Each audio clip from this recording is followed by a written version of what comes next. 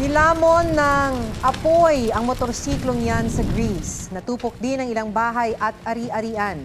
Nagpatupad na ng forced evacuation sa ilang bayan at ospital. Mabilis na kumalat ang wildfire na nagsimula pa nitong linggo dahil sa malakas na hangin. Pinatunayan ng mag-asawang taga-Abulug, Cagayan ang mga katagang in sickness and in health. Ang mister may nakakaantig na pagpapakita ng suporta sa misis na nakikipaglaban sa cancer. May report si Oscar Oida. Happily married for 8 years with 2 kids sina Gerald at Carla Espergal. Ang kanilang pagsama sinubok ng karamdaman.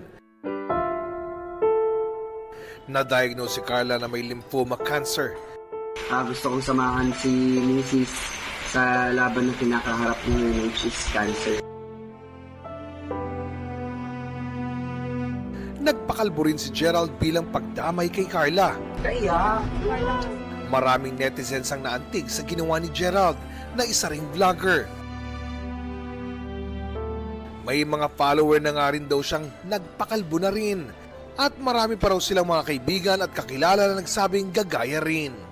Mami Carla, mas tibayan mo lang loob mo, hindi tayo bibigyan ng problema na hindi natin kayang lusutan o hindi natin kayang lagpasan. Oscar Oida, nagbabalita para sa GMA Integrated News.